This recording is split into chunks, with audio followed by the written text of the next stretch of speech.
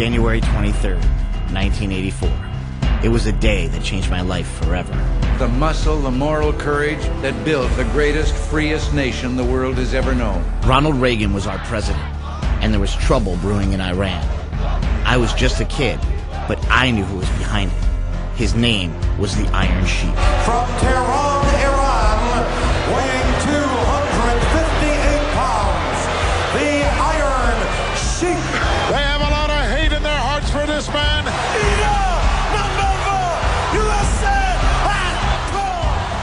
You see, Reagan may have freed the hostages, but the Sheik still had the championship belt. There was only one man that could save us. I am a real American. From Venice Beach, California, the incredible Hulk Hogan. And the Hulkster rips off that shirt. But 3 minutes into the match, Hulk Hogan was locked in the dreaded camel clutch. It's over for the Hulk. This move would snap the back of a normal man, but this wasn't a normal man. This was Hulk Hogan, and he was fighting for our country. The Hulkster got out of the camel clutch with the Sheik on his back, dropped the big leg, and he pinned the Sheik. Hulkamania was born, and the message was clear. You don't mess with Hulk Hogan, and you certainly don't mess with America. I must break you. Look what happened to Ivan Drago. He tried to mess with America, and Rocky kicked his ass.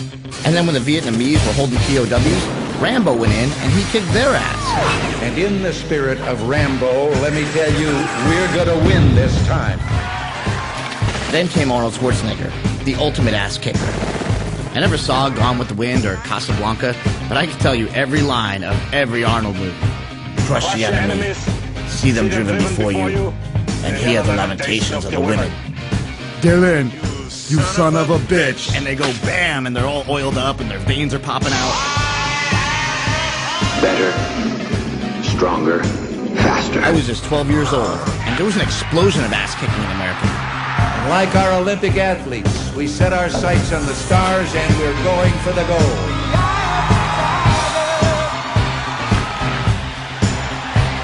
I wanted to tear off my shirt and be ripped, tanned, and larger than life.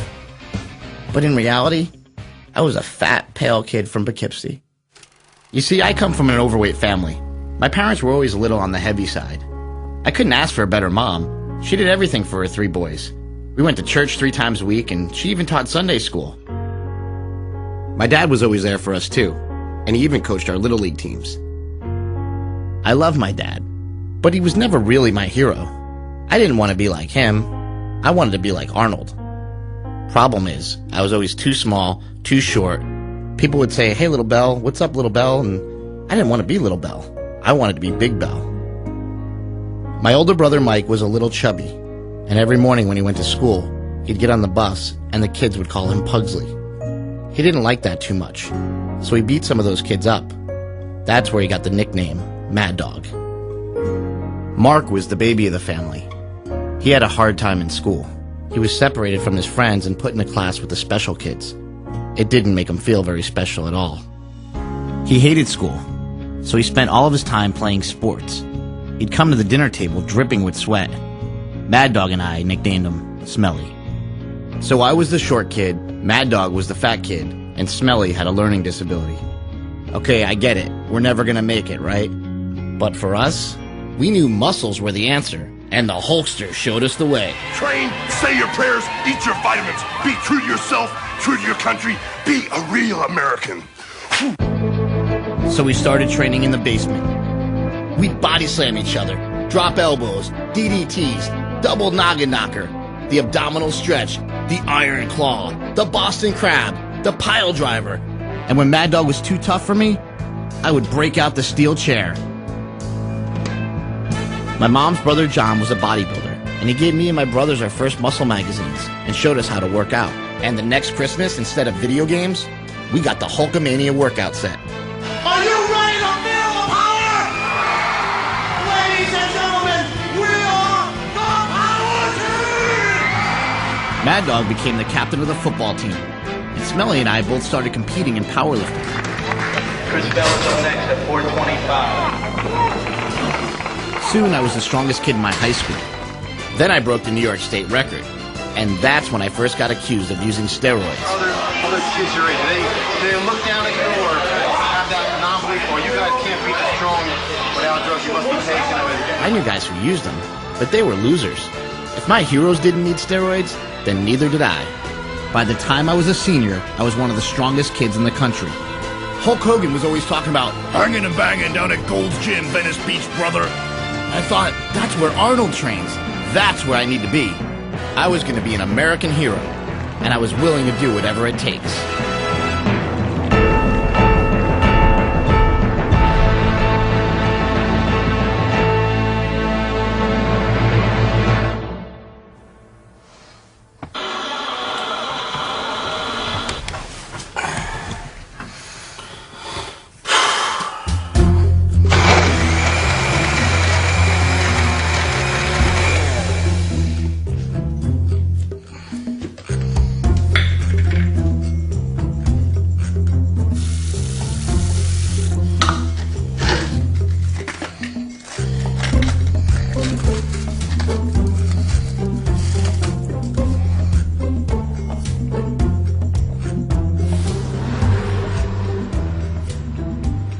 It's been 15 years since I got to California, and now I'm 33 years old.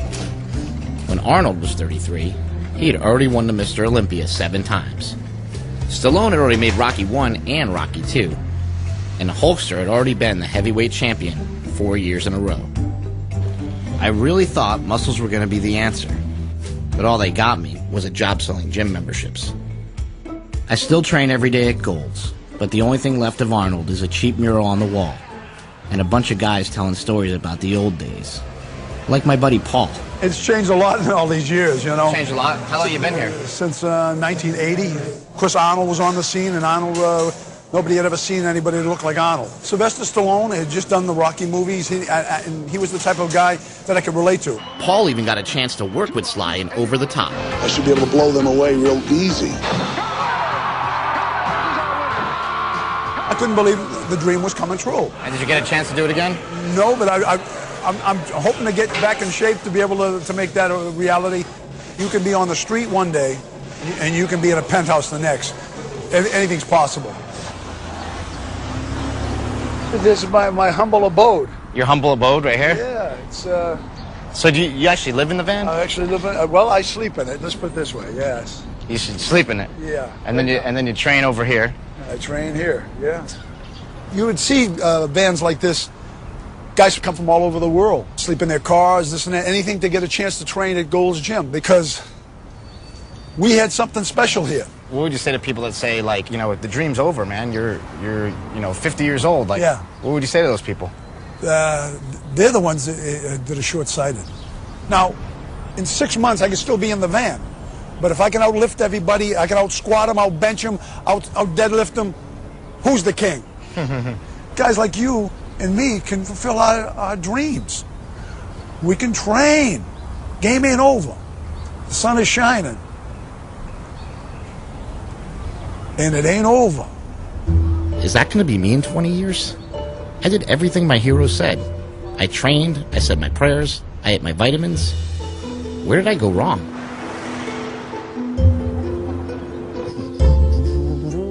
Hey! Good morning. How are you? I always make the cookie bars because cookie bars are important. What teams did you make these for? I made them for Arlington football teams. First time ever they won a bowl game. They used to call them Rosie's Cookie Bars, and they really believe that they help them win all the games. Would that be like performance enhancement? It's not an enhancement. It's a little bit of sugar, which can get you going, carbs. But it's all natural ingredients. There's no steroids in here. Eating your mom's cooking is sort of comforting, don't you think? Sure. Things change, but the cookie bars remain. That's for sure. My mom likes to think that the world is as pure as her cookie bars. But life isn't always like that. And a lot of things we grew up believing ended up not being true. First, I found out there's no such thing as Santa Claus or the Easter Bunny. That kind of sucked. Then I saw this news report. The Iron Sheik had been arrested recently, along with wrestler Hacksaw Jim Duggan, while driving along the Garden State Parkway. The Iron Sheik was charged with possession of cocaine and marijuana. What has interested most wrestling fans in this case is that the Iron Sheik and Hacksaw are known to be adversaries. So why were they traveling together? Yeah, I thought these guys hated each other. Wham! Right on the back of the Iron Sheik. Was their feud all made up? Was wrestling fake? Who's left to believe in anymore? Well, at least I still had my heroes. Those guys would never let me down. Today, Hogan admits the famous physique was the result of 12 years of steroids. Truth is, all my heroes had a dirty little secret. Hollywood actor Sylvester Stallone has been charged with importing bodybuilding drugs when he visited Australia last month. Did you take steroids? I took them, up until the competition. I was always against steroids, and when I found out that all my heroes used them, I'd like to say it didn't bother me, but it really did. I can't imagine how my mom would feel if she found out that both of my brothers are on steroids right now. My older brother started using steroids when he went to play Division I football at the University of Cincinnati. When I got to Cincinnati, the practices were so grueling. Much more than what I expected. Coaches would say, you got to get bigger, you got to get stronger, you got to get faster. Was it intimidating? Oh, man, a lot different than I thought it was going to be. He called me from Cincinnati and asked me for money for steroids. And I said, what do you need that for? He says, because I can't compete here. So I'm like, well, I don't know what that is. It sounds like drugs. He goes, it is drugs. And I say, well, I'm not going to send you money for drugs. If you want drugs, go get a job. I remember at one point, I think you maybe came home for a break or you did something, and you told me, hey, come here, help me out. And you pulled down your pants, and you're like, you have to inject this into me. And I hated it, because I was totally against steroids. I hated it. And you're like, come on, just do it. You have to do it. You got to help your big brother out, man. There was no decision at all. Everybody else that was doing well was on him. Shortly after getting on the juice, Mad Dog quit college to pursue an even bigger dream. Oh, look at that now. Here we go. Mike Bell. I couldn't believe it. That was my big brother wrestling on TV. Mad Dog wanted to be a superstar, but he was what they call a jobber. That's the guy they pay to get beat up to make the other guys look good. He didn't care, though. He was going to get himself a contract and headline WrestleMania. Why did you even come in the ring? You should have gone home, dummy. But he never got the contract. And eventually, the WWE stopped calling. Why did you think you didn't make it? Probably mostly my own fault. I went from being a guy who used steroids to a guy who used steroids and pot, and I still needed to escape reality. So I started taking ecstasy, cocaine, acid, painkillers. Mike Bell is where he does not need to be now. He's in the wrong corner, and he's paying the price. Mad Dog always told me that he'd rather be dead than average. And when he thought his dream was over, he couldn't cope with the failure. So I had a bottle of liquid lead, a bottle of NyQuil, and like 4 boxes of sleeping pills. Went down to the river, down by the railroad tracks, parked my car, took everything. And he had tried to walk into he tried to walk into the Hudson River. So did you take all the sleeping pills? Everything. And the lead additive? There's no way I should be alive right now. There's no way. It's 10 years later, and despite everything that happened, Mad Dog is still trying to get that contract, trying to keep the dream alive. I've been all over the world, from Singapore to Louisville, and it doesn't matter. You line them up, I'll knock them down. I can see why you never made it. It's all right. Mad Dog used to wrestle in front of a television audience of 10 million people every week. But tonight, he's wrestling at the Portuguese Men's Center in front of 200 people for about $50. And instead of wrestling Bret the Hitman Hart, he's facing Majito, and he's getting his ass kicked.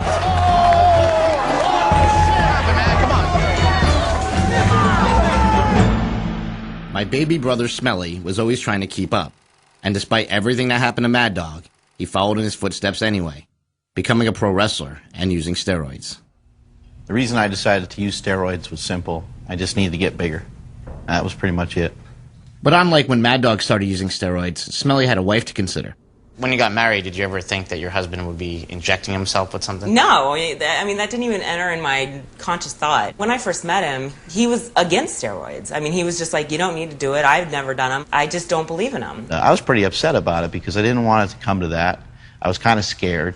I didn't want to inject this oil into my body. I thought I was just, I thought I was weird. He's not a huge guy, he's 6 feet if he's lucky, and so I knew that it was definitely going to help because, that's what it does, what steroids do. So make you bigger. She basically said, do what you need to do.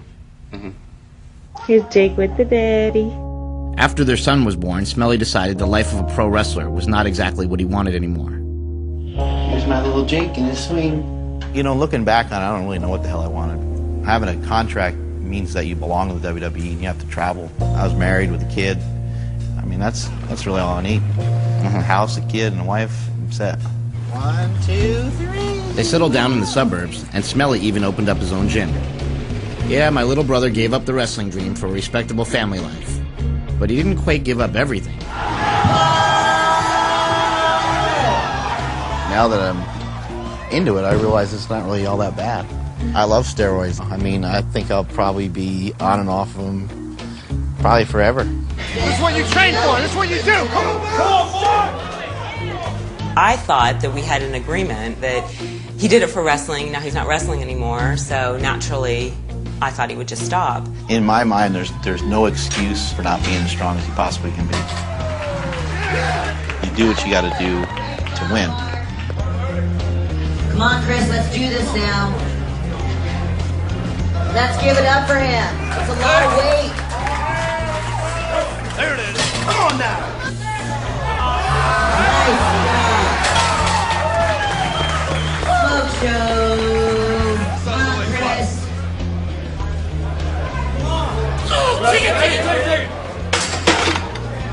Nice try, Chris. Nice try.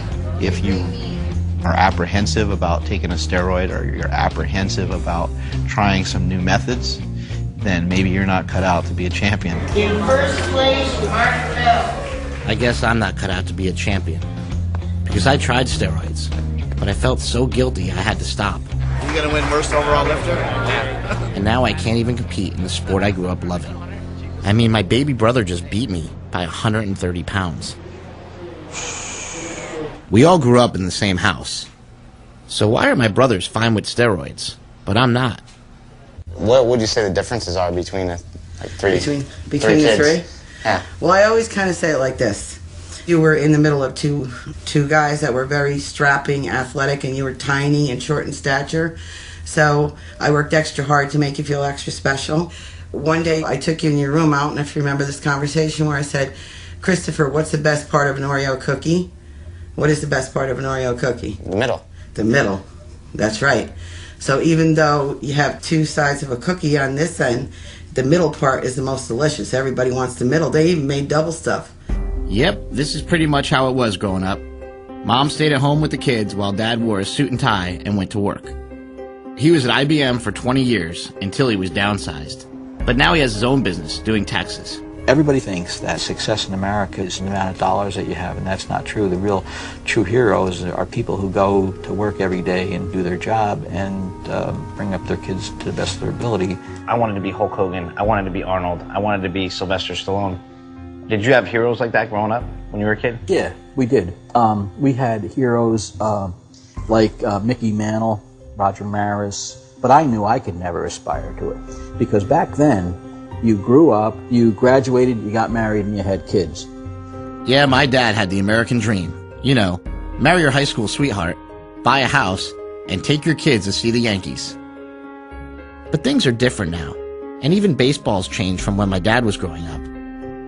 And now when I think of baseball, I don't think about the Babe or Hammer and Hank. I think of steroids.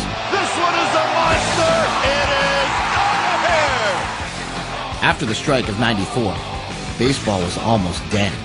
But then Mark McGwire and Sammy Sosa started smashing home runs, racing toward the single-season record. You see, about 1,000 years ago, Babe Ruth hit 60 home runs in one season. And then when my parents were still kids, Roger Maris hit number 61. He was the home run champ for 37 years until Big Mac came along and crushed that record with 70 home runs, and baseball was saved. Mark McGwire, you have just broken the home run record. What are you going to do next? We're going to Disney World. I guess Barry Bonds wanted to go to Disney World too, because in 2001, he smashed 73 bombs to break McGwire's record. See, baseball players used to be scrawny, but now these guys were jacked, and it was cool. They started looking like pro wrestlers. If you were to construct a home run hitter in a lab, put him together, he'd look like that. Turns out that was kind of what was going on. A man with ties to some big-name athletes has been charged with providing performance-enhancing drugs to the pros. The guy with the pencil-thin mustache is Victor Conti. He used to be the bass player for Tower of Power. But when that career didn't work out, he did what any failed musician would do. He started selling undetectable steroids to athletes. Will you name names? Thank you. There will be a naming of names. Conti's files named over 250 athletes, including the home run king himself, Barry Bonds. And then something even crazier happened. Jose Canseco wrote a book. The surprise wasn't that he was literate. It's what he wrote about.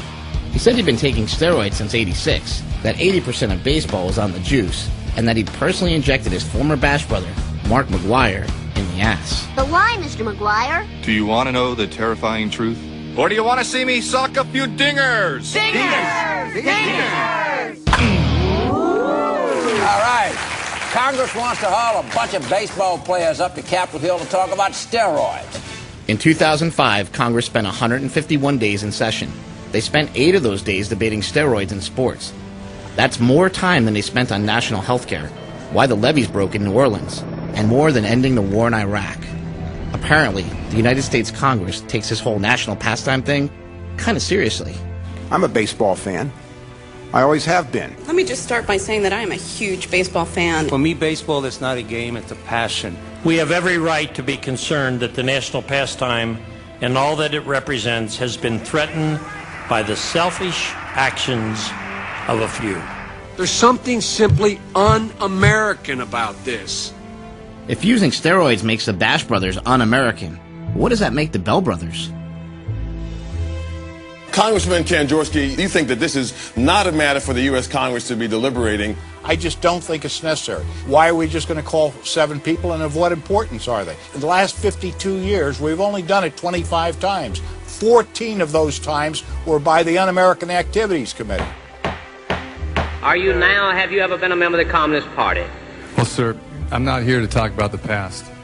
I have never used steroids, period. Did you know that other players were using steroids? I have never seen a syringe. I've never seen steroids. But in locker room gossip, you may not have seen it.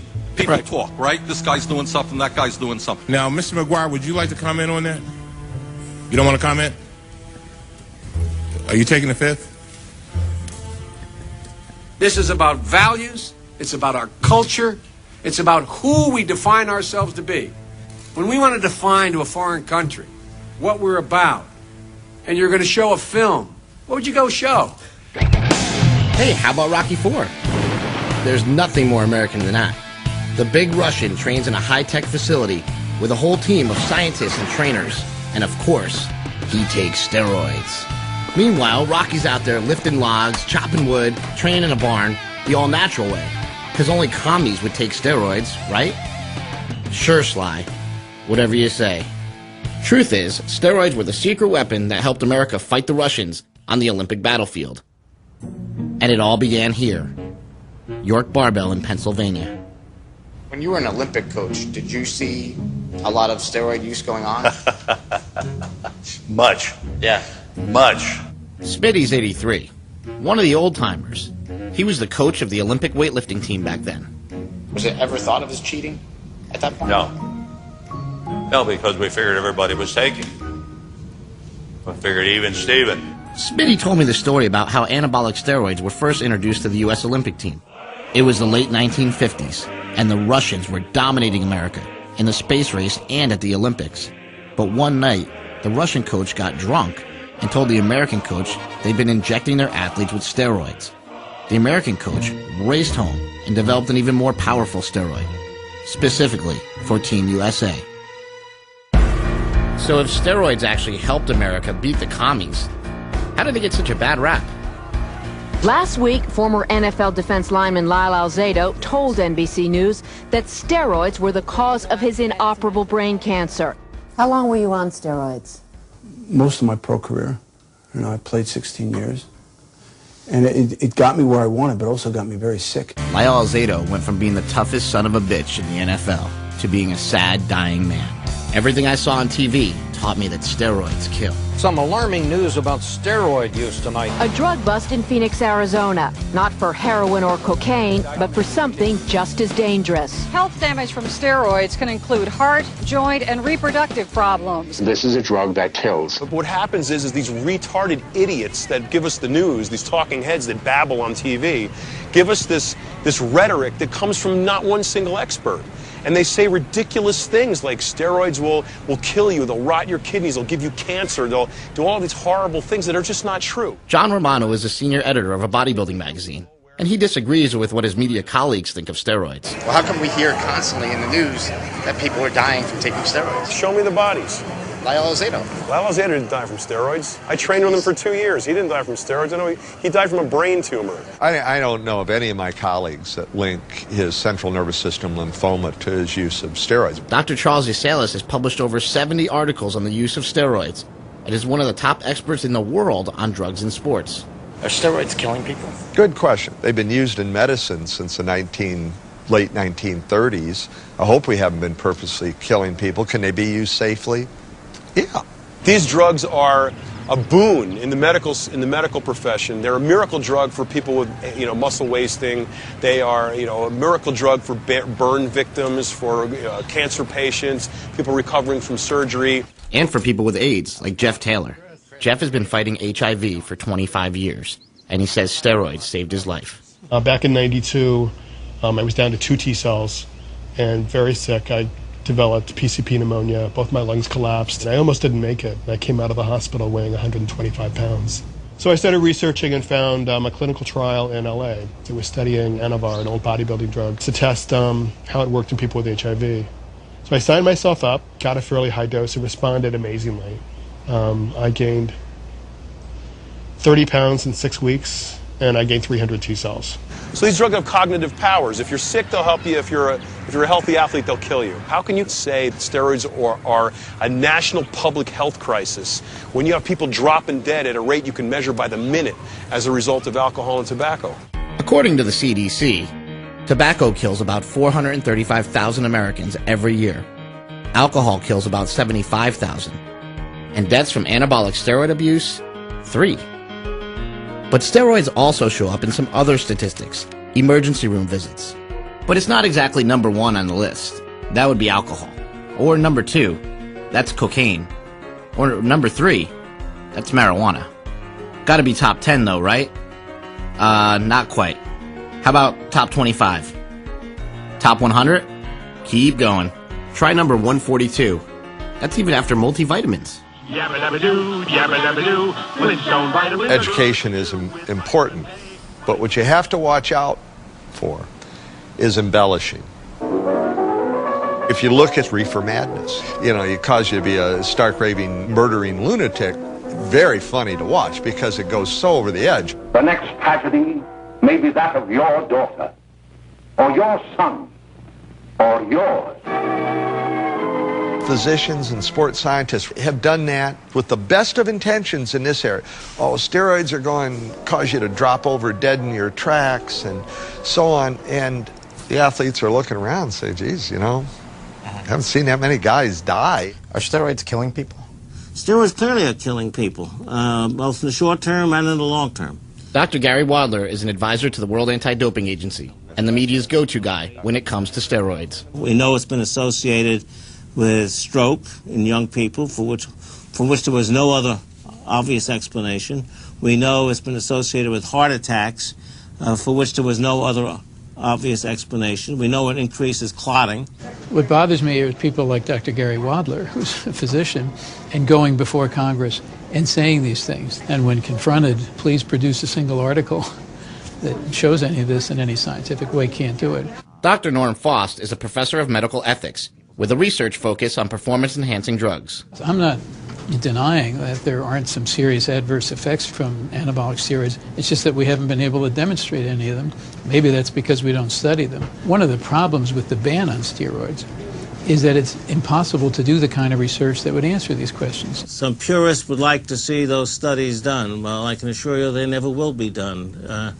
It'd be a totally unethical study to do. So we have to use the information we have at hand. Depression, convulsions, anxiety, jaundice, myocardial infarction, which is heart attack, eczema, abscess, vaginal pain, vaginal discharge. You want to know what I'm reading this from? What does that say? Vitamin C. Thank you. I mean, look, peanuts are dangerous. You understand? Mm-hmm. There are people that take a peanut, that have a peanut, and they go into anaphylactic shock. Okay? The airway closes up, that's it, they die. Now, does that mean that we ban peanuts and sue God for making them? No. Right. What we do is we say, okay, peanut warnings. There is no safe drug. There is no safe drug that ever exists. There's always a benefit to risk ratio. You name the drug, X% of people will suffer adverse effects. Do you feel any side effects ever? Yeah, I've had some side effects, acne, hair growth. Some side effects that I've had are... What do you mean by hair growth? On your head? No, just on my chest and my back and stuff. I never break out. My back doesn't break out. I don't get hairy from it. You know, yeah, I get a little testicular atrophy, but then they come back. I mean, you know, it's normal. Your balls shrink? Balls shrink. But who needs them? Who needs them?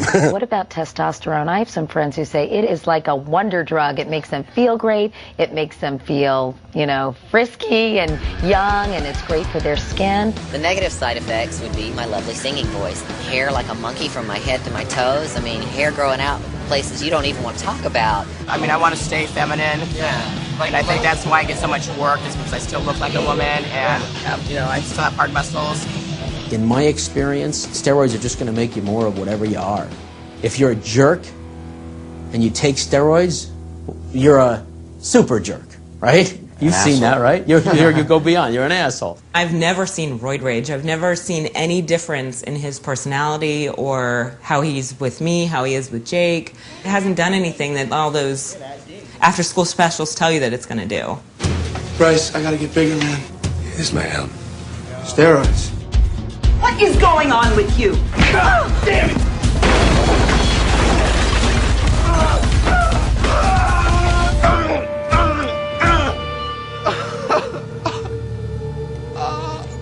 While I was visiting my brother and his family, they told me they were thinking of having another child, but that another possible side effect of steroids was on their minds. If you couldn't have another kid, would it be something that you regret because you did steroids? Yeah, if it was simply from that, yeah, I'd probably regret it. But there's a lot of things people regret in their lives, so I'm not, you know, it's a decision I made, and it's a decision I'll have to live with, whatever the consequences are.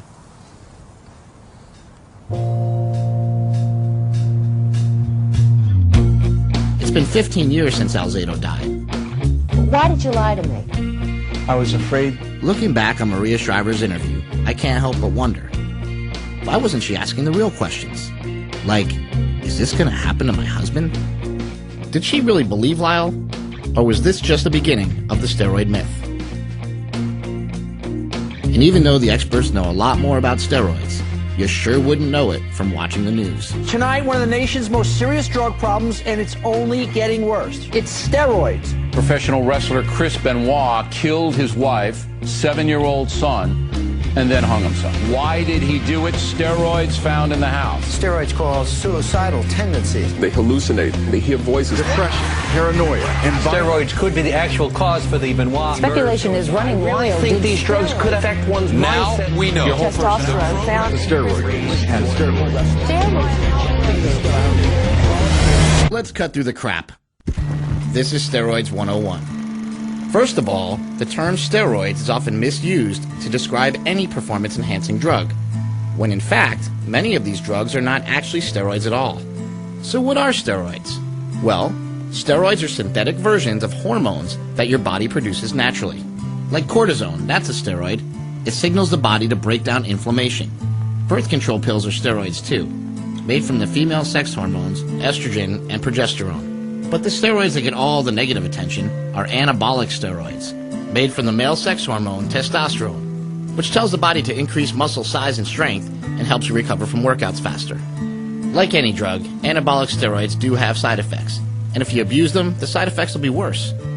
For men, they can cause acne, hair growth, raise cholesterol, shrink your testicles, and lower your sperm count, which could even make you sterile. But all of these side effects are reversible when you go off the drugs. Otherwise, steroids don't cause baldness, but if it runs in your family, they might make you go bald faster. And they can also cause gynecomastia, or what the gym rats call bitch tits. For women, in addition to acne and hair growth, steroids can cause a deepened voice, menstrual problems, and can enlarge the clitoris, and some of these are not reversible. And for kids, some experts think steroids can stunt growth by closing growth plates prematurely. But that's actually never been proven. There's also no proof that steroids cause cancer, kidney failure, and only oral steroids in high dosages can cause liver problems. And it's true that steroids may be one of 1,000 risk factors that could lead to heart disease. But then again, low testosterone is another big risk factor. And roid rage? Steroids can increase aggression, but that only happens in about 5% of the population. And even then, they can't make you psychotic. And as for the long-term side effects, we don't know. No one's ever done those studies.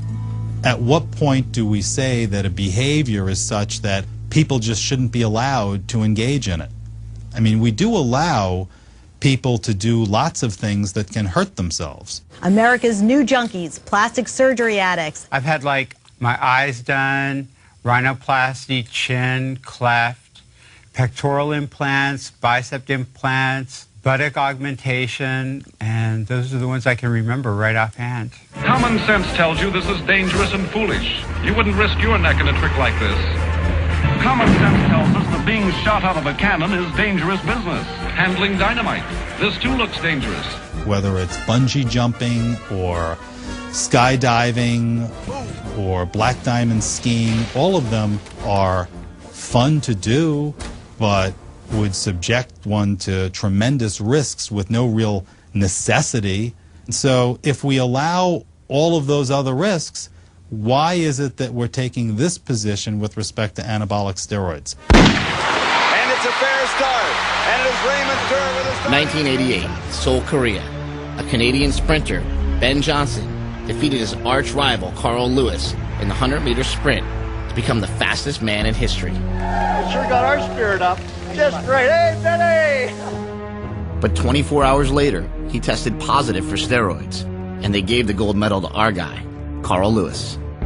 There was a international uproar over the idea that this Canadian sprinter had gotten an advantage based on his use of an anabolic steroid for its performance effect. And Congress responded by holding some hearings. Ben Johnson would not have been in the finals. He probably would not have been on the Olympic team had he not taken steroids. Congress wanted to pass a law that would control steroids the same way as drugs like cocaine and heroin. And they called experts from the DEA, the FDA, and the American Medical Association. But they all testified that steroids should not be treated like illicit drugs. So Congress disregarded their experts, and in 1990, they passed the Anabolic Steroid Control Act, turning non-medical users into federal drug criminals. This wasn't so much about health effects. It was really on what these things do that's good in the sense that they build muscle. They improve the way that people can perform. And that, in a sports context, was seen as the ultimate evil. If we took a pie chart of steroid use and we looked at what percentage of that pie is comprised of athletes, they would be a very, very, very small slice of that pie. The overwhelming majority of the pie is comprised of the recreational gym rat who's doing it purely for cosmetic reasons. The irony is that we've addressed a sports cheating issue by creating a law that affects all the folks who aren't cheating in sports. One look at Gregory Valentino's arms and you know something's going on. The 40-year-old is charged with criminal possession of anabolic steroids with intent to sell. Some people may call Greg Valentino a freak and a felon. I call him a neighbor. He lives down the block from my grandma. He also happens to have the biggest biceps in the world. Holy crap. Do you have difficulty with just sort of the regular things in life, like making a sandwich? No. I can hit a 90-mile-an-hour fastball. Anybody want to challenge me? Let's do it. I'll show you. Watch this. Oh! Come on, Greg. Oh! Told you I'm no Barry Bonds. I'm a red meat man. I eat a lot of red meat. Why do you think people in America are so uptight about steroids and steroid users? Because they fear. They fear what they don't know. You know? That's ugly. Who the hell would want to look like that? You know what I mean? I don't want to look like that. Why'd you want to look like that, then? I mean, I like being big. I had small man complex, you know? And I'd be like, I don't want to be little, you know? I wanted to be taller, so I couldn't grow taller. So I grew wider. Personally, like, I think in the picture that you showed me, I look better. Your arms look a lot better there than they look now, right? I mean, Without a doubt. Agree? Without a doubt. I would rather look like that. Do you think girls look at me and go, oh my God, that's hot? They're like, that's fucking gross. I walk into a club, and the hottest girl could be there with her boyfriend, and her boyfriend will see me and mush her in the face to get over to me, just to say to me, like, dude, what the f***? You're getting attention from the guys, not from the girl. Oh, I don't give a shit. It's attention. You know what I mean? I can't explain it to you. It's like a mindset. Does that make sense or no? But I'll tell you what, when I'm done, my biceps are humongous. Humongous. Like that, bam! For myself, I'm kind of on the fence. I have two brothers, they're both taking steroids right as we speak right now.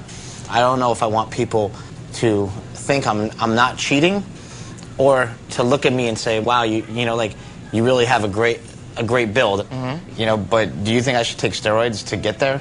I think steroids are as American as apple pie. We live in a society today that you got MTV and reality shows. Madonna's making out with Britney Spears, rap music and all that shit, and you're worried about steroids? Kids are like, F you, cop. F you, man. Playing video games like Grand Theft Auto where you're killing cops. That's worse influence, in my opinion, than steroids will ever be, than Barry Bonds hitting home runs.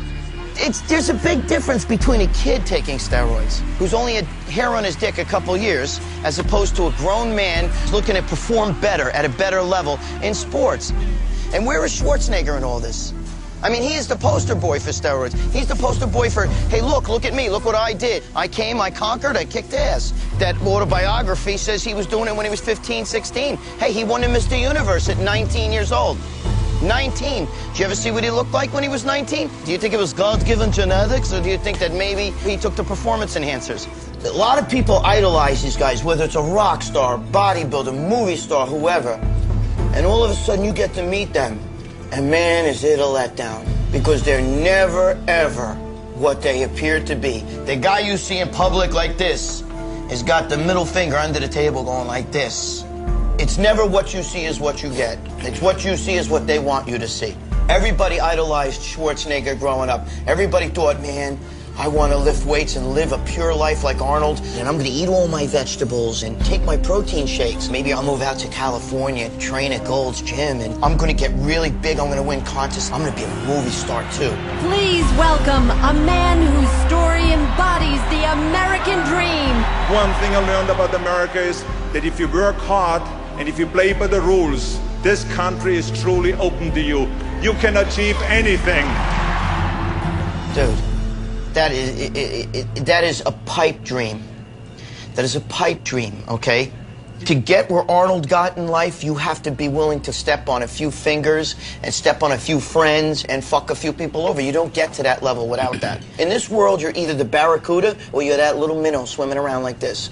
And Arnold's the Barracuda. And we all exercise a little bit together with the dumbbells. Come on now. Let's do some presses here. In the same year that George Bush Sr. signed the Steroid Control Act, he also made Arnold Schwarzenegger the chairman of the President's Council on Physical Fitness. So I'm confused. Was the president saying that a former steroid user could still be a role model for kids? You gonna exercise? Yeah! You gotta pump up muscle! Enter Steve Rogers. Too puny to be accepted by the Army, but willing to risk death for his country. He's changing right before our eyes. Suddenly it is over. And America has a new champion. Why do you think in America superheroes are so important? People need heroes, whether in real life or in fiction, because they need somebody to inspire them, something to aim for, somebody to try to be like. I think any boy would want to be built like Arnold Schwarzenegger. Did you ever want to be big and muscular like that? I wanted to be a little, when I'd go to the beach, I used to wish that my arms were a little stronger, you know. I looked more like the 98-pound weakling. Did that ever inspire you, that Charles Atlas comic strip? Did that inspire some of your characters? It inspired everybody. Let me teach you how to become strong.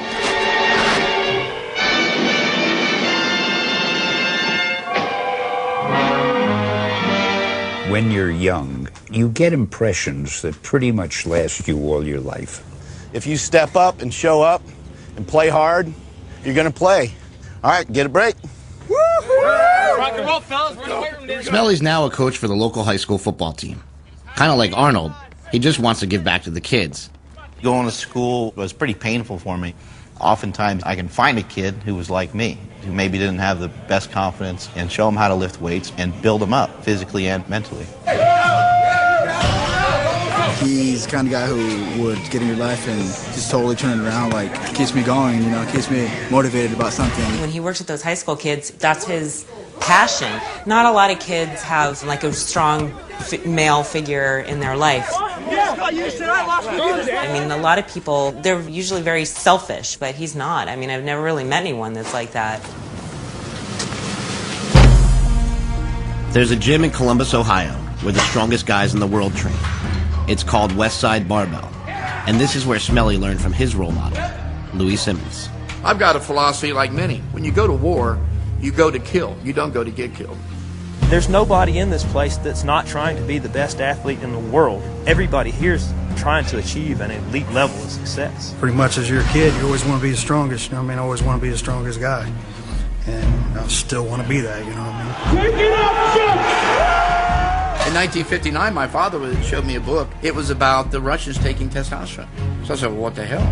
You know, first chance I got, I'm going to do some of this. And so I did. I've actually been on anabolic steroids for 36 years.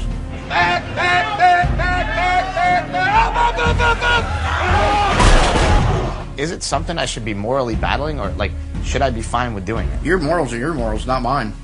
Who am I to judge you? And who are you to judge me? You want to be strong or you want to be weak? But you can't be strong without doing steroids? You can't be as strong as possible. If you want to reach the top, you're going to have to do it. Everybody thinks anabolic steroids is an easy way out.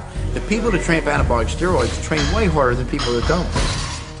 Regardless of what people think of Barry Bonds, you can't take a bottle of testosterone, put on Barry's baseball uniform, and make him hit 700 home runs. Barry's got to go out, train, and hit the 700 home runs. But what if a scientist came up with something better than anabolic steroids? You see cows, you see immense, powerful cows.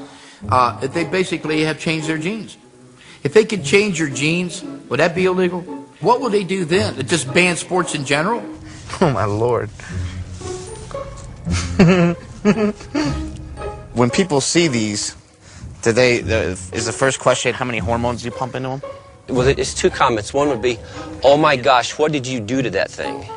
And secondly, it looks like Arnold Schwarzenegger. This is a Belgian Blue Bull. 2,600 pounds. All muscle, all natural. So tell me again, you're all natural. You're not taking anything. Dude, I think you're ready for Congress. He has a genetic mutation that allows him to grow double muscle, and scientists have figured out how to genetically alter humans the same way. Dr. Lee Sweeney is using this technology to try to cure muscular dystrophy. It's obviously going to become more and more evident that, what we call talent is, really genetic variation. There's genetic enhancement available that might be able to, give you what nature didn't give you. Trying to figure out how to do it in the safest way is something that hasn't been worked out. If you find out that it's safe, would you be somebody who would say, hey, I'll do this? Yeah, I'll be first in line. Because it seems like this is the future of sports, gene doping. Gene doping, yeah. I wouldn't do it. Will gene doping ruin sports in America? I don't think so. I mean, I think anytime there's a new technology, everyone says, okay, we have to stand back and think about what this is really going to mean to society. And I think that's the debate we will come to in the coming decades. Good sportsmanship. You know what that means? Play fair. When I was a kid, cheating was pretty clear-cut. Like when the $1 Million Man hired the referee's evil twin brother to cheat the Hulkster out of his title. Is that Dave Hebner or is that Dave Hebner? Cheating in other sports wasn't all that different. Remember when Joe Niekro was caught scuffing the ball with an emery board? Something came out of his pocket.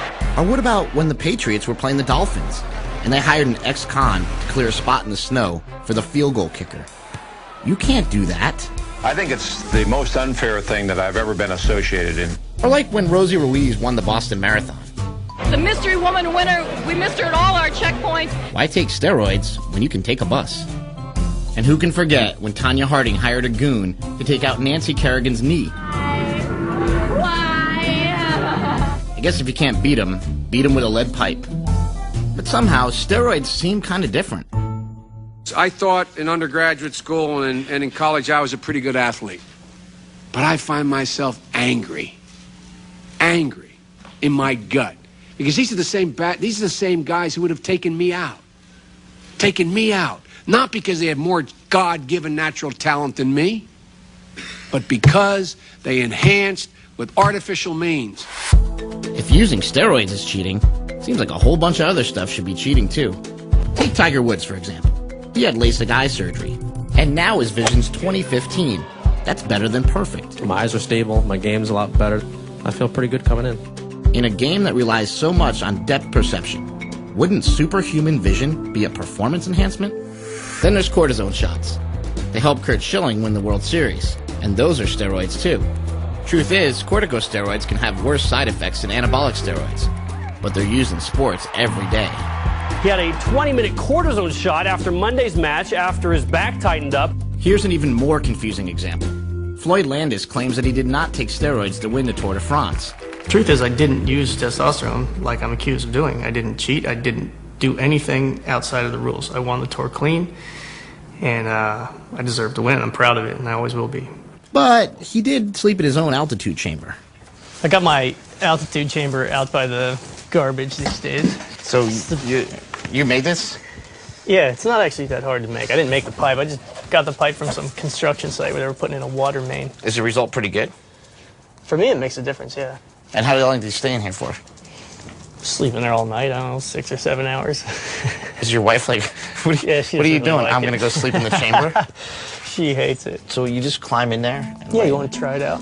You won't have a monitor in there, but I have it set to like about 13,000 feet.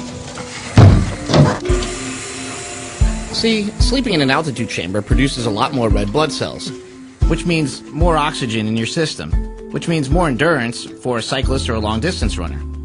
There are 4 ways to increase your red blood cell count. You can sleep in an altitude chamber, like Floyd, or you could just train at the U.S. Olympic Training Center at 6,000 feet in Colorado. Then there's blood doping. That's when you draw your own blood a month before the big race, then re-inject it the night before. Finally, there's a drug called EPO, which simply tells your body to produce more red blood cells. So that's 4 ways to do the exact same thing, but 2 are allowed and 2 are cheating.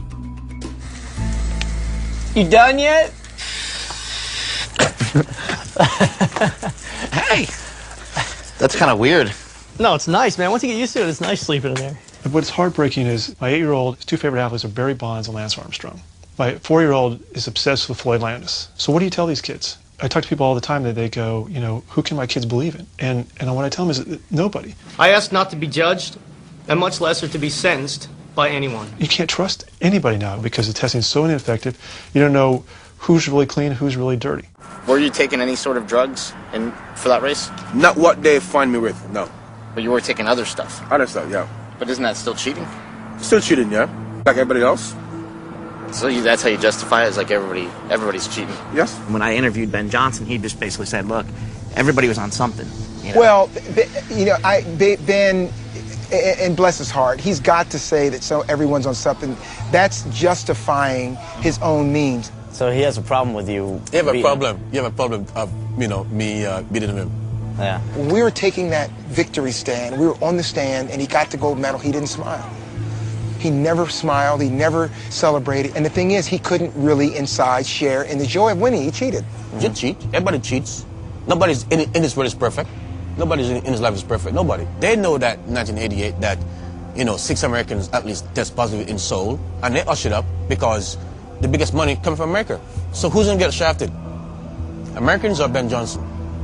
I think that Ben Johnson was unfairly singled out. I think that there's always scapegoats. Is there a lot of drug use going on in Olympics? Oh, absolutely. Absolutely.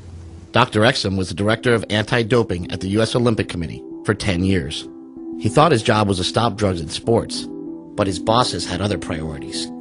He told me that over 2,000 American athletes failed their drug tests, including Carl Lewis, and they were covered up. Nobody believes Carl Lewis ever failed a drug test. Do you have any proof? Oh, certainly. We have just boxes of proof for everything that I say. There it is, book 3. Here's a letter from then Executive Director Baron Pittenger to Mr. Lewis. I must confirm that analysis for your specimen B was positive for pseudoephedrine, ephedrine, and phenylpropylamine. Is that what it is? Phenylpropylamine, yeah. IOC banned stimulants. By policy of the USOC, this finding is cause for disqualification from the Olympic team for the 1988 Summer Olympic Games in Seoul, Korea. Wow. This was basically a letter that said that you had failed tests and that there was a consequence to that failure.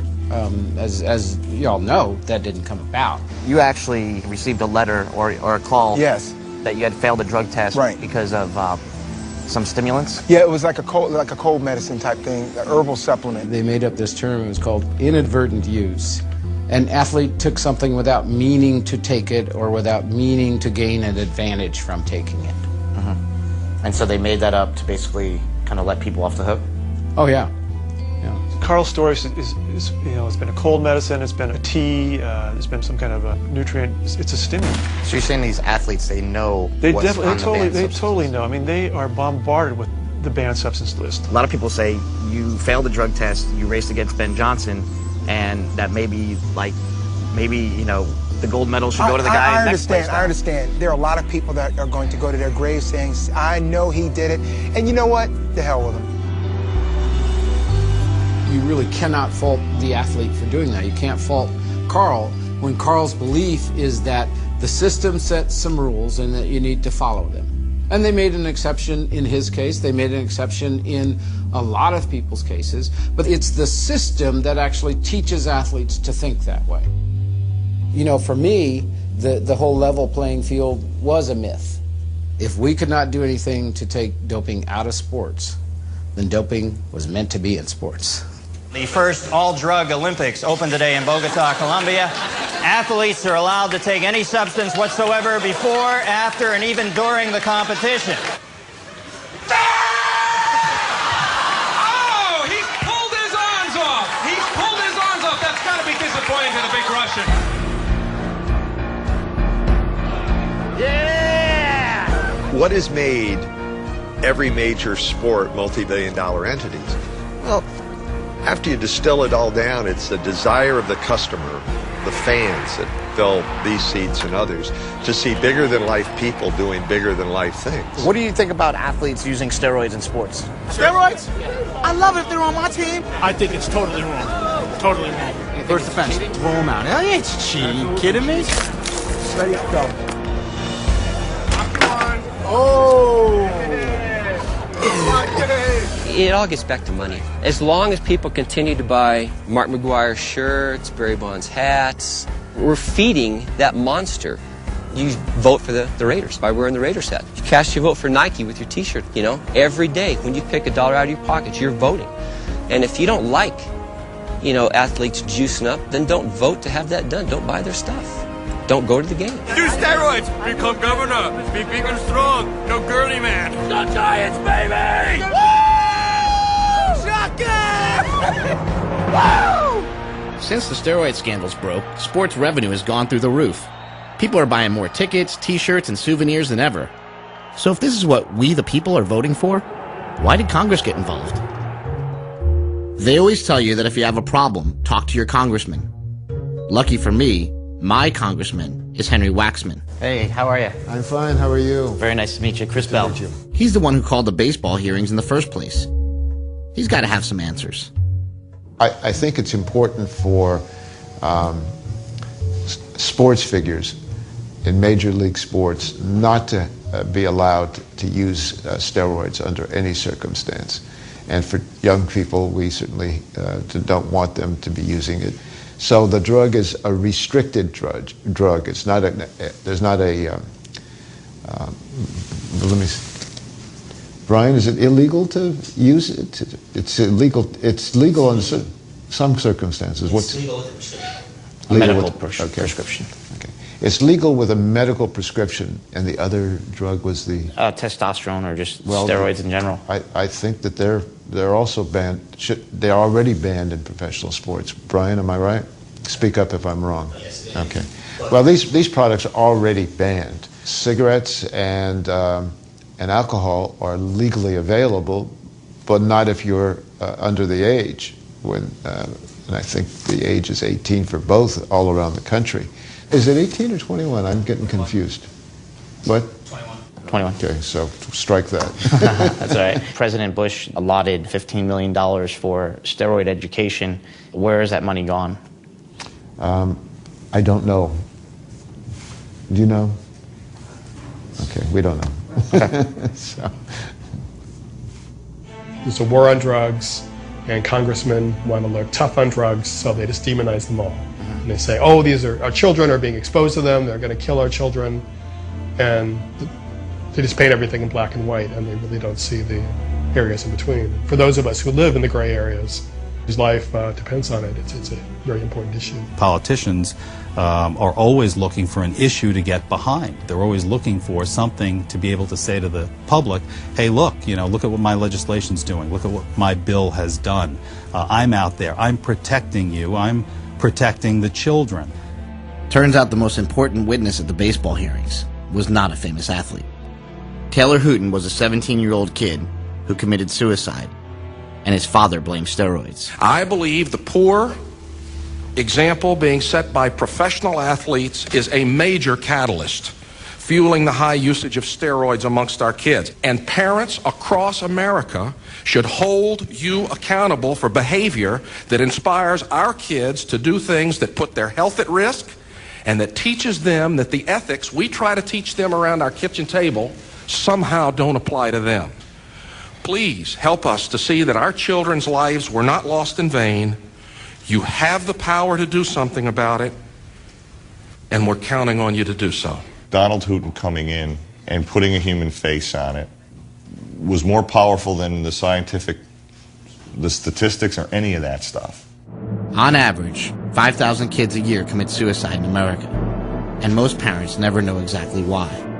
I wanted to find out why Donald Hooton is so sure that the answer could be as simple as steroids.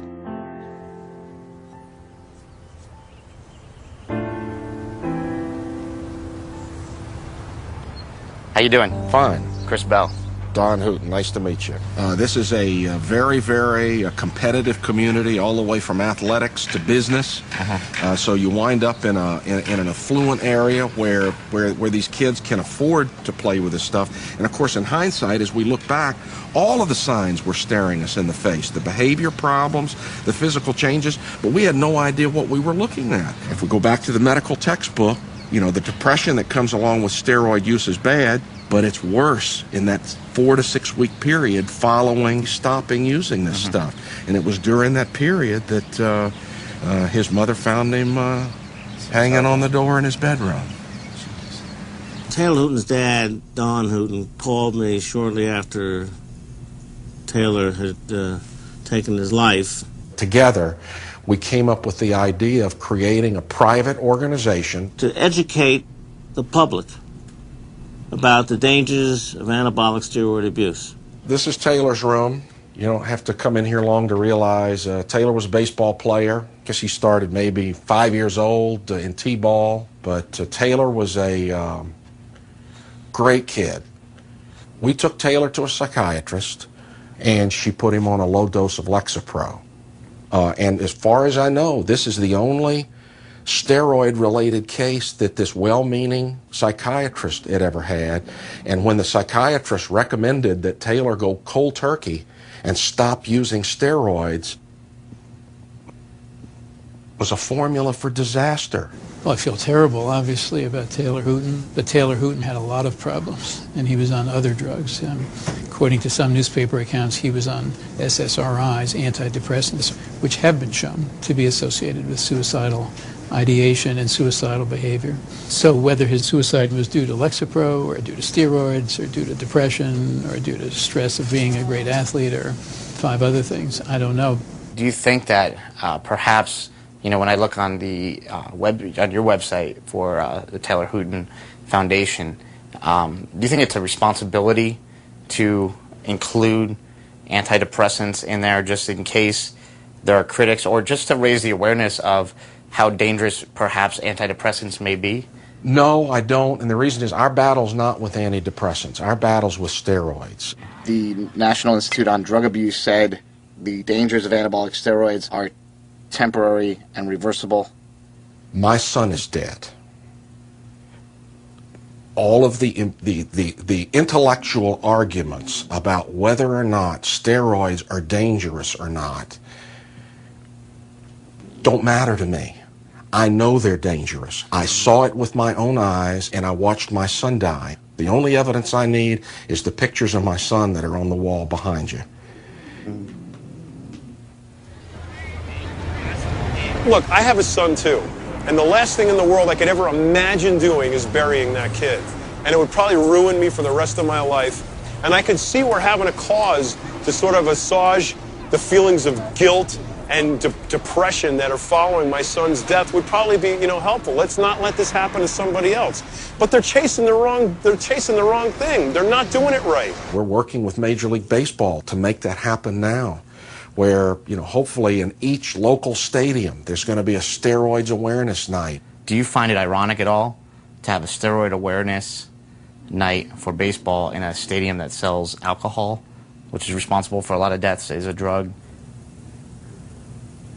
Alcohol's legal to sell, and we can argue all day long whether tobacco kills and whether alcohol kills, and there's a clear distinction in my mind between tobacco or alcohol and steroids and methamphetamines and coke.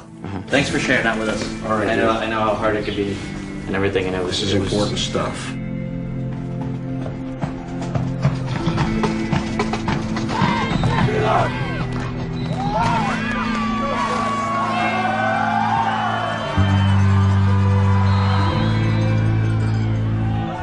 Anybody who asks me about it, I let them know. I tell them why. I tell them, how much I take. I'll tell them anything they want to ask me about them. What about the kids? The kids are different because a couple kids asked me in front of the whole group, and I had to lie about it because this whole steroid thing is just out of hand. I know Coach Bell doesn't take any steroids. He's just 100% strong. I think somebody asked if he was ever on steroids, and he said no. And I completely believe him. He just teaches that steroids are basically, there's a cheap way out of doing hard work. I say they're not for kids. Steroids are not for kids. That's plain and simple. You should achieve some things naturally, and then maybe you should think about them when you're, an adult. The main reason why I don't take steroids is because he got into my head that I don't need them, that I got the potential right now as a teenager, as long as I want. What good would it do them to know that I take steroids? It wouldn't do them any good. They'd just be like, oh man, he's a cheater. Would you ever tell our parents that you do it? If they ask me. I only cook 2 pounds. I hope it's enough. We went to church all the time. I grew up in a great family. I don't think I could ask for anybody better to be parents, And when I went to USC, I didn't do any drugs. I didn't do anything. So you're a good boy. And then I got to a point where I actually tried steroids. I tried Winstrol, which is injections. You injected a needle in yourself? It's just in the muscle. Yeah, because you get to a point where you're like, I'm kind of getting out of shape. I don't feel like I used to. The reason I stopped doing it was because I thought it was immoral. I thought it was so wrong, and what if my parents found out I did this? I think it's really hard to hear that you tried them and everything, but for you, it's not hard for me. What I'm saying is that it's hard to hear it. And what about Mark? How come you're staying big but you're not getting fat? You're just all... I'm getting fatter. No, your face is rounder than normally. I put on body fat. You're about 7 or 8% higher than you normally are, wouldn't you say, for how much heavier you are? I have no idea. I don't really care either. He's already married. He doesn't care. Except Smelly's not saying anything. Don't let your brothers overrun your conversation. When you get caught with something, I think the truth is always the fastest way out of the situation. But it's not always the best way out. She's concerned, just being a mom, and she's just trying to, leave it open where I could say, yeah, you know what, I do them, and this is why. And I think that's what she's looking for. But she still never directly asked me, so until that time comes, I ain't saying nothing.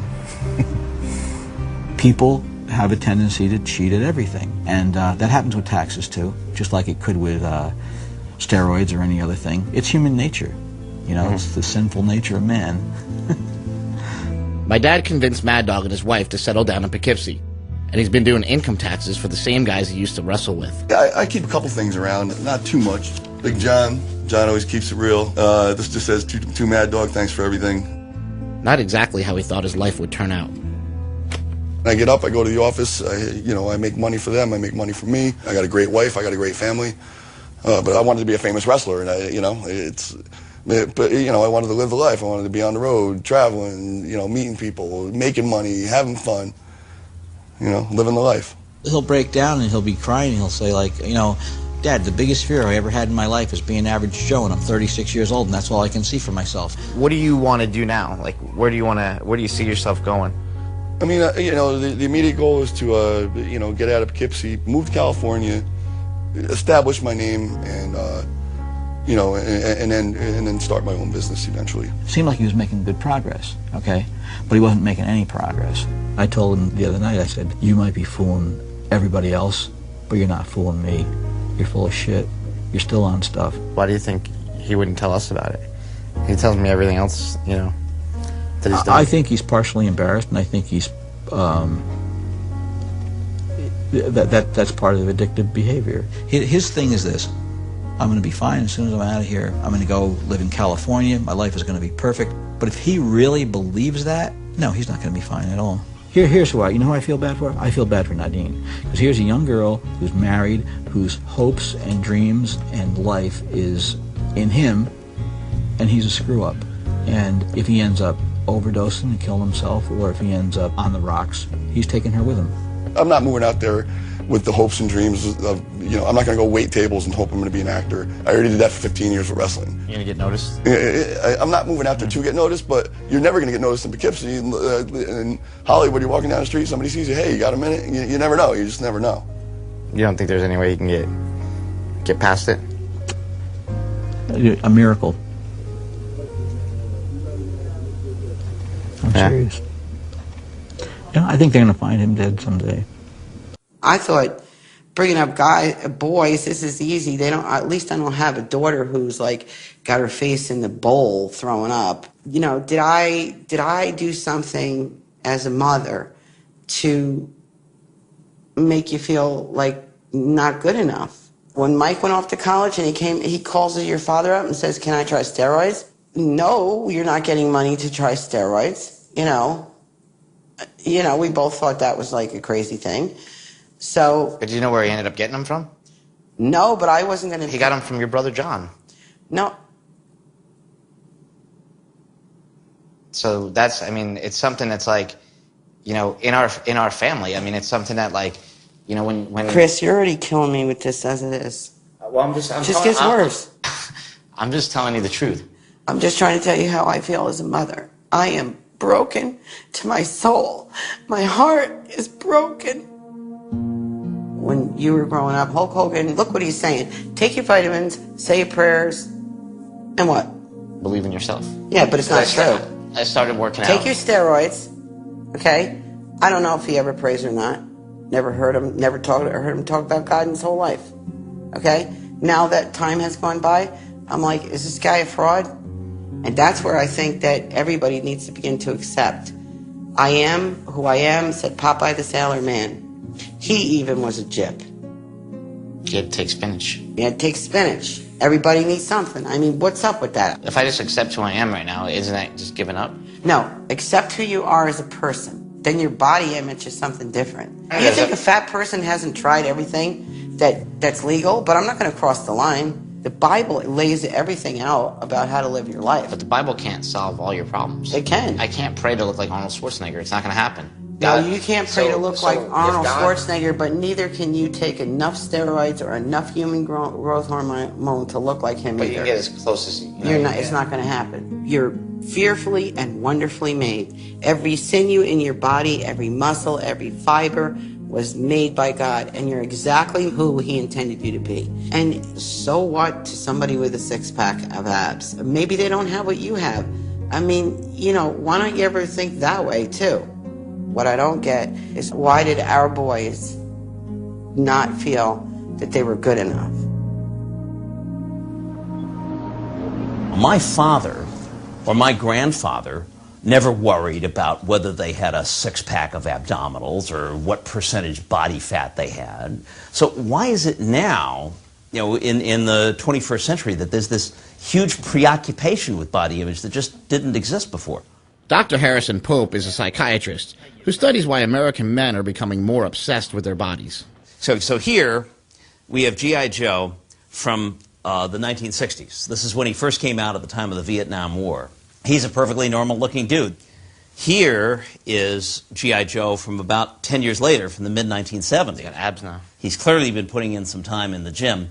And then here is G.I. Joe from the 1990s. Bicep is up to 16 inches or so, full six-pack of abs, even got serratus muscles visible on the side. This evolution in the action figures is a testimony to this increased preoccupation with body image that we've been seeing in the United States. And it's funny that in our culture that we still tend to romanticize steroids to a certain way, that you'll see an ad for some SUV, you know, that says, "This is our sedan on steroids." But you wouldn't see an ad for an SUV saying, "This is our sedan on cocaine."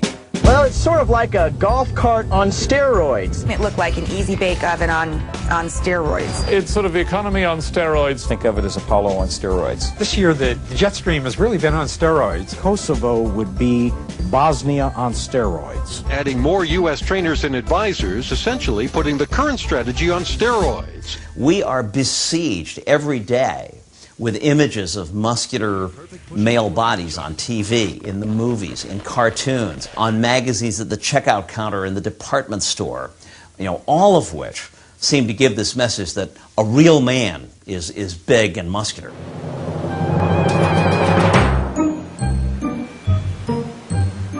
There you go, just like that. Good, give me some good abs, Christian. That's it. I saw Conan the Barbarian when I was 11. And at that moment, I said, that's exactly what I want to do. And I started to study Arnold and his achievements. So I started training with weights when I was 14. I started taking steroids when I was 16. So you're advertising a supplement. So a guy like me goes and looks in the magazine, and I see Christian Boving, and I'm like, wow, man, I want to look like that guy. So I go and take hydroxycut or some supplement because I think that I'm going to look like you. But what I don't know is that you were taking steroids. Do you have any problem with that? That's a double-edged sword, my friend.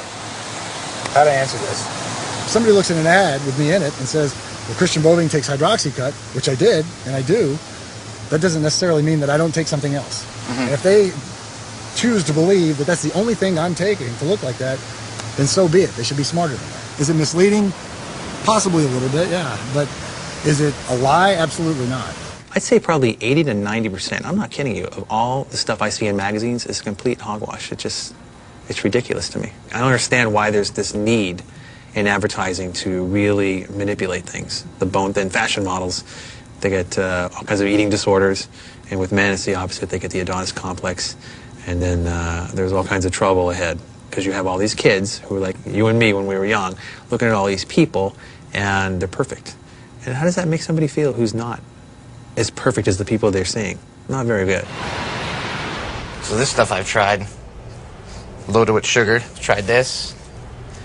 Tried this. Of course, I've tried this. Everybody, I think, has tried muscle milk. Tried this. Tried this. Tried all these drinks. If Speed Stack weren't enough, you have Extreme Speed Stack.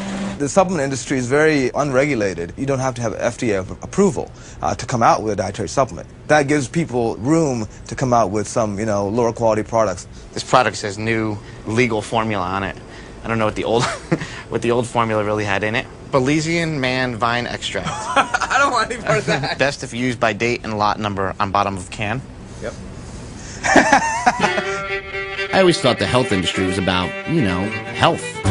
Why does it feel like we're back in the Wild West? It'll clean your teeth and curl your hair. The best in the West. I wouldn't be dead without a bottle. Well, we can all thank the senator from Utah, Orrin Hatch. Look how good he looks. I want to get his brand, is what I want to do. See, the health industry is big business in Utah. They make almost a quarter of all the dietary supplements in America. And supplements are a $24 billion industry. So you do the math. Making supplements used to be like making prescription drugs. You had to prove your product was safe and effective before you could sell it. Well, the supplement cowboys in Utah thought that was a real hassle. So they asked their favorite senator to change the rules around. And now you don't have to prove your product is safe at all. And the FDA has to prove that it's not safe if they want to take it off the market. What is this red goop? This is the Canadian version of Redline. We had to take out some of the ingredients that aren't legal in Canada.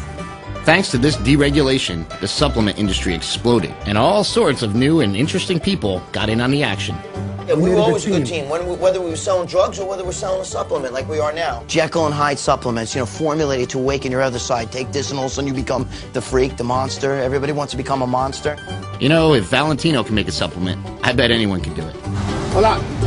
How many guys you need? I need 2 guys. We're making dietary supplements, and I just need a hand with a couple of things. It'd be really easy. All I need you guys to do is take the white, Put inside. boom. First, you buy a bunch of really popular ingredients. But the trick is, I'm just going to use a tiny amount of each one. It's what we like to call in the supplement biz, pixie dusting. See, I can hide my secret formula behind the term proprietary blend and not reveal that it's pretty much just a pill full of rice flour. This is a good way to make a lot of money. Don't sneeze in the supplements here. But with all those expensive ingredients on the label, I can make this bottle for about $1.40 and sell it for $60. Thanks, Oren. We're in the supplement business now. The scary part is that everything I just did is by the book. Well, except for the illegal immigrant day laborers. But hey, nobody's regulating them either. Now I just need a misleading advertisement. They airbrush these guys a lot when you put them in magazines? Definitely. There's all kinds of techniques and tools you can use to completely manipulate the body. Really? In fact, some of the before and after pictures, they could be done in the same day. You haven't shot them in the same day, though, have you? I have, actually. Oh, you have? Yeah. What do they do? Is this the self-editing part? I should keep my mouth shut? I can take anybody and take a picture of them, make them look their worst. Think horrible thoughts, depression, and then through all kinds of ways make them look their best. Just don't cut my nipple off.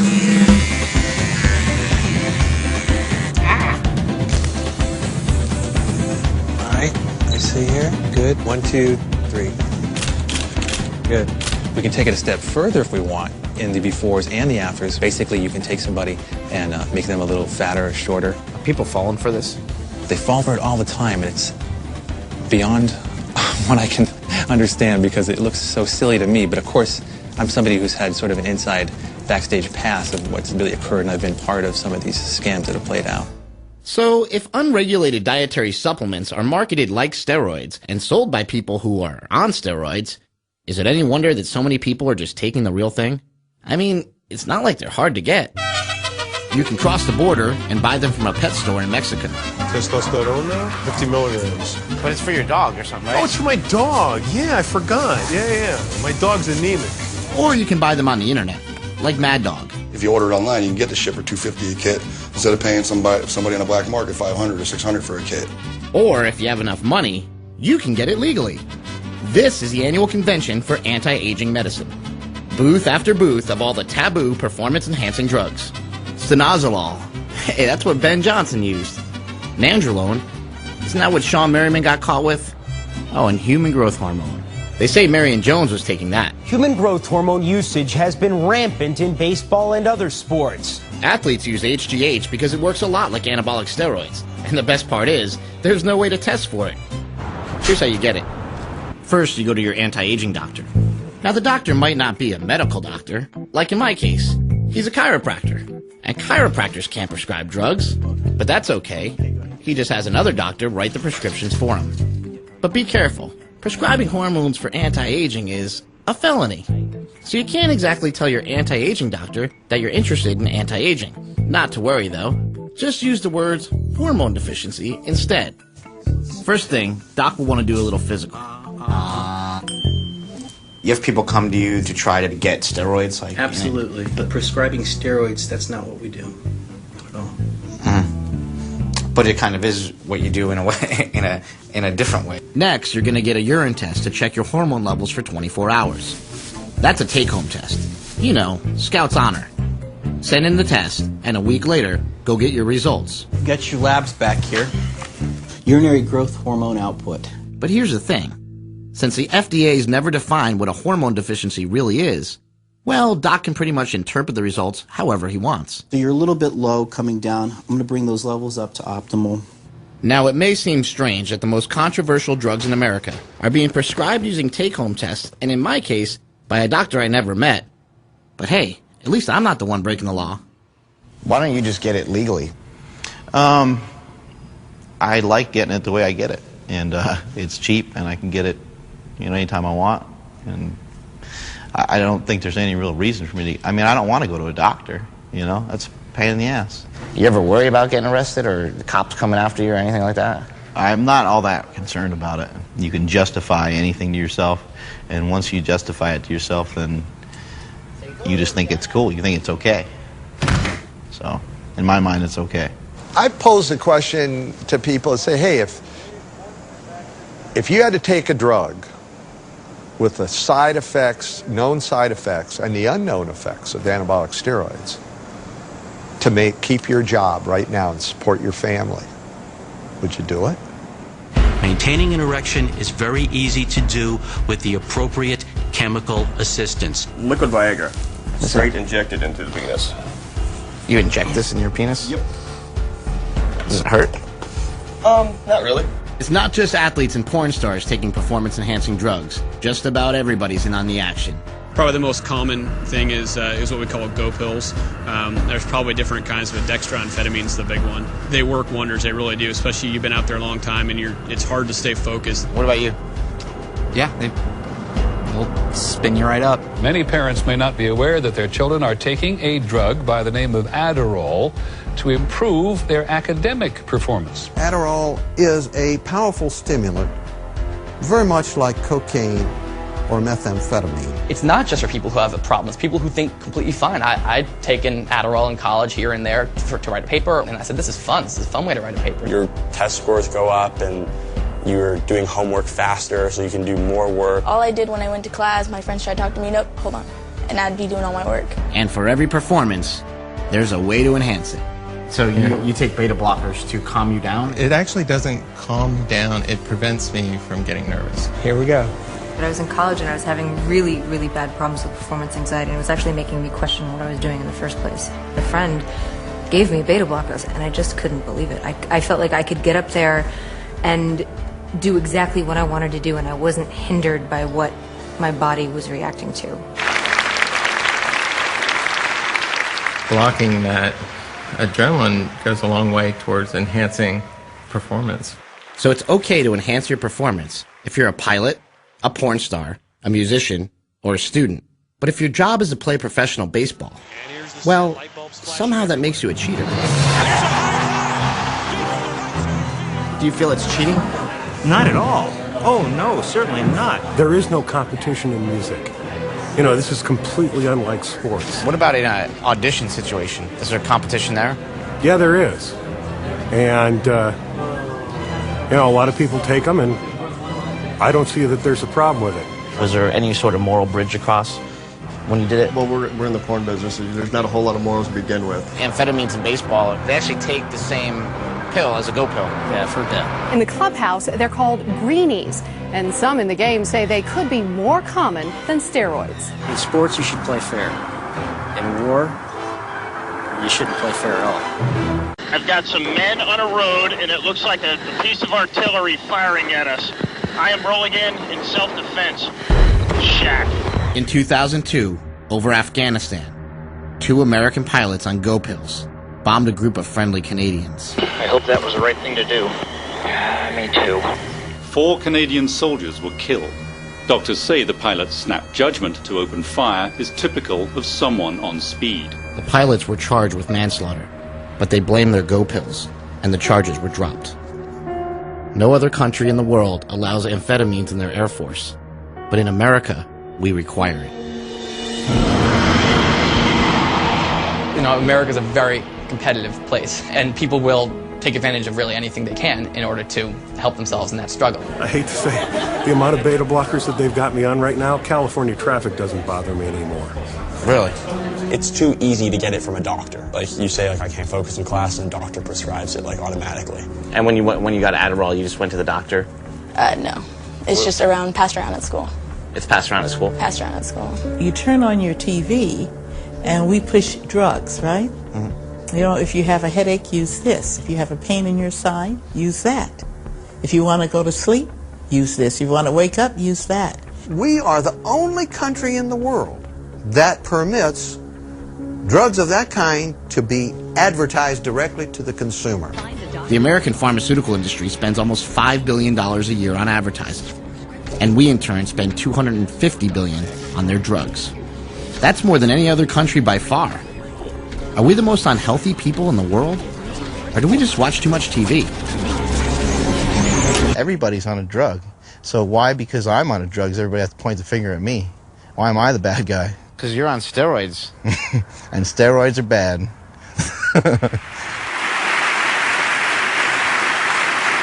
To help children make right choices, they need good examples. Athletics play such an important role in our society. But unfortunately, some in professional sports are not setting much of an example. Long before George Bush was the president, he was the owner of the Texas Rangers, a Major League Baseball team, with none other than Jose Canseco on the roster. Do you think that the team trainers, the managers, the general managers, and even the owners might have been aware that some players were using steroids? No doubt in my mind. Absolutely. So did the president know that his players were on the juice? You've admitted to using steroids in the past. Knowing what you know now about them, would you have done it? Yeah, absolutely. The National Football League has talked more about steroid testing or human growth hormone, and I know back in your day you've admitted that you did that. Your stand on that right now? Well, I think it's good to do doping tests, and the trick always is to find a way of really doing true testing. Right. I think that we have to do something about the drug use in sports, and I think it does send the wrong message to our children. So Arnold wants to crack down on steroids. But every year he sponsors his own bodybuilding show, the Arnold Classic. And they don't drug test at all. It's unbelievable the shape this guy's in. I mean, how ripped they are, how big they are, how cut they are, their posing routine and everything. I'm so proud of them. I tell you, it's really amazing. This year, Governor Schwarzenegger handed over the winning trophy to Victor Martinez, a guy who was busted for selling steroids just a couple years ago. And a few days before this competition, he was implicated in another steroid scandal. The bodybuilder who won a competition sponsored by Governor Arnold Schwarzenegger this past weekend has been linked to a steroid investigation. A spokesman for the governor says Schwarzenegger did not know of Martinez's links to steroids. Come on, Arnold. What do you mean you didn't know? Okay, let's compare. Here's Arnold Schwarzenegger when he was on steroids. 6'2", 235 pounds. And here's Victor Martinez, 7 inches shorter and 15 pounds heavier. Give him a big hand. Come on, big hand. You know, I've been calling Arnold's office for over a year to get an interview, but his people keep telling me that his position on steroids is very clear. So the only way to get an answer was to track him down myself at a place I knew he would show up, Muscle Beach. It was just a few weeks before the governor's re-election, and Arnold went to where he knew he could depend on support to cement his voting base. This was my big chance. I waited for hours.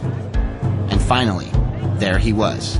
And there was this other guy, the tall guy, the one in the middle. He saw me. This is how politics work these days. The important thing when making an appearance is the photo op. The tall guy's gonna nod at me, and then he's gonna point Arnold in my direction. Arnold, his instincts honed by years of being a huge star, instantly sizes up the situation, notices the various cameras, and decides to use me to further his re-election bid. And instead of talking about steroids and the cheating culture of America, he compliments me on my biceps. And we end up on the cover of the LA Times. Oh, there it is! Oh my God! Not that I mind. After all, it was kind of like a dream come true. Son of a bitch! But I still have all these unanswered questions. Let me tell you this, first of all. You can't knock Arnold, really, okay? because the steroids didn't get him into that office that he's in. But he basically comes out and he says, if you work hard and you play by the rules, this country's truly open you can achieve anything. But did he get to where he is playing by the rules, or would he have ever even been famous had he not taken those drugs?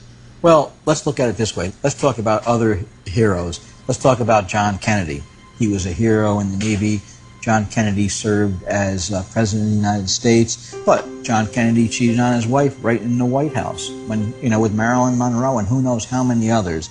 Okay, it's no different than biblical characters. Moses was a hero, but Moses was a heel. He didn't get into the promised land. He didn't do what God told him to do.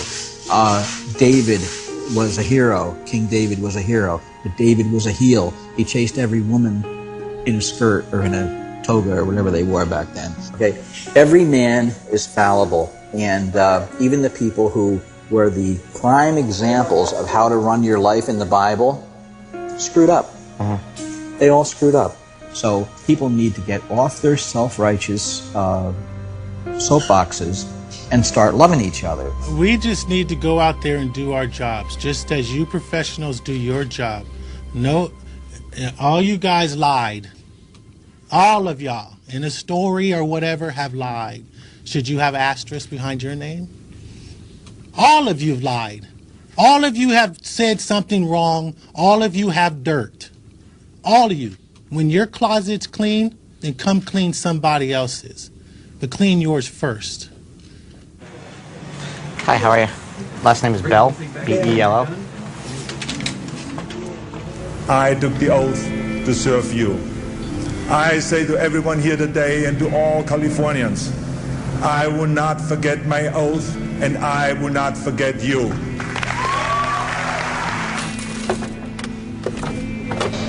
A few months after I voted for Arnold, his people told Gold's Gym to remove all of his images.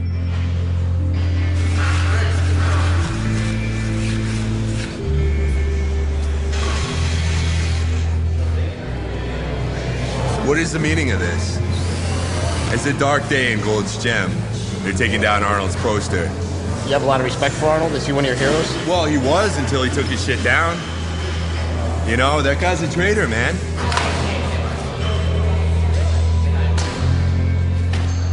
The gym feels different now.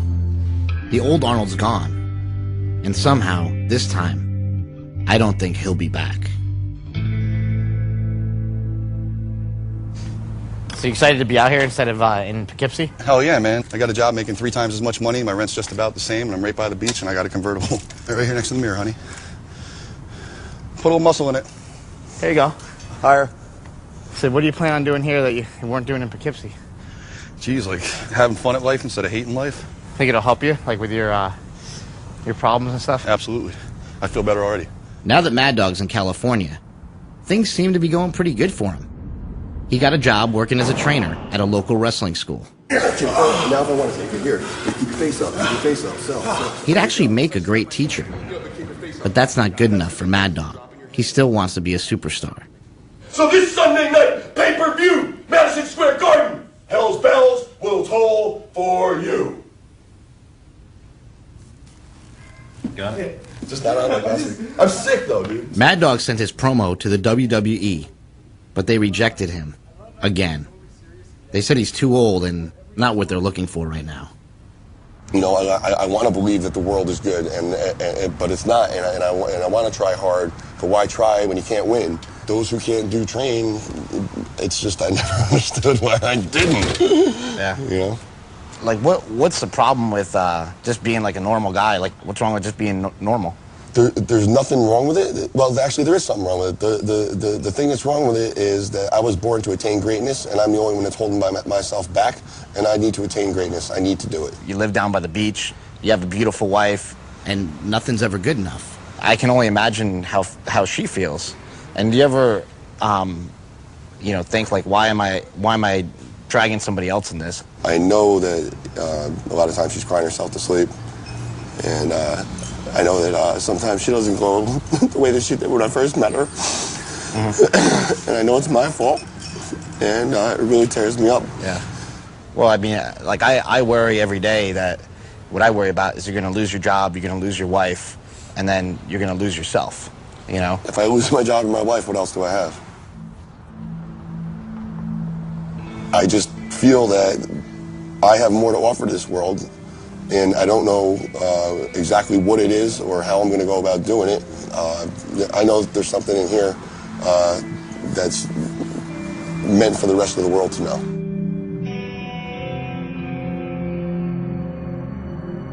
When you were kids, you all admired the champion marble shooter, the fastest runner, big league ball players, the toughest boxers. Americans love a winner and will not tolerate a loser.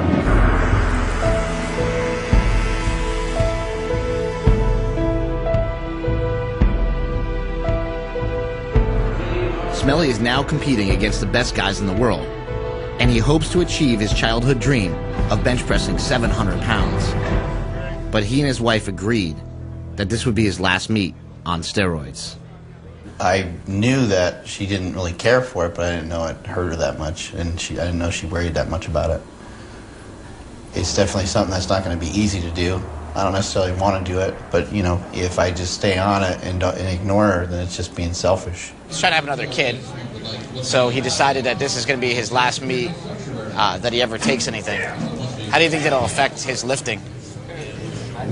It affected somewhat, but once he tapers off and has the child, he can go right back on. But he doesn't want to go back on him. His wife doesn't want him to be on it at all, ever again.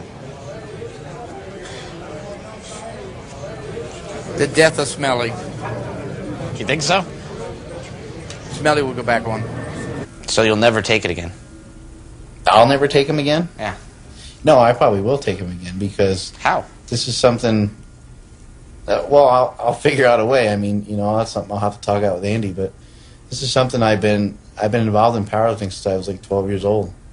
This is part of what I would like to do, and I'm not going to go from squatting 800 pounds to squatting 700 pounds. I'm going to want to get back on them for sure. Which is kind of sad, because if you... Well, you know, a lot of people have to lie to get ahead. That's just kind of the way things work. I mean, we weren't brought up as cheaters. Well, I mean, people aren't brought up to, like, rob a bank either. You're not really, like, trained to rob a bank, or not really trained to do drugs or taught to do drugs or anything like that. But just, you know, kind of the way you end up. Yeah, come on. Let's go, Mark. Come on. Big left, come on. Go, Mark. Come on, you got this. Come on, you got it. Let's go. Come on.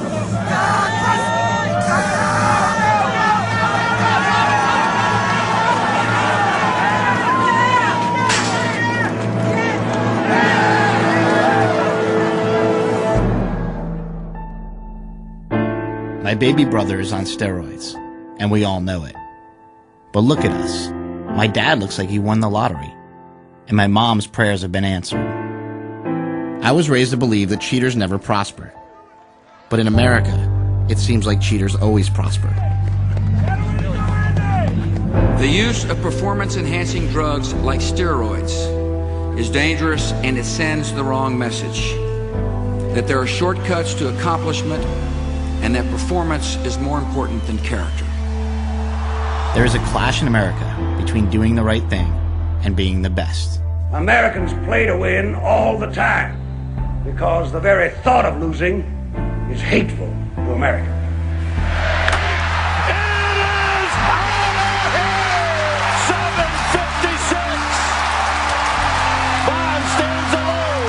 In a culture where second place is the first loser, the real heroes are the ones who win at all costs. Everything I have, my career, my success, my family, I owe to America. This is America. We are the greatest country in the world. You could call us a nation on steroids. But what are those long-term side effects? For me and my brothers, steroids are not the problem. They are just another side effect of being American.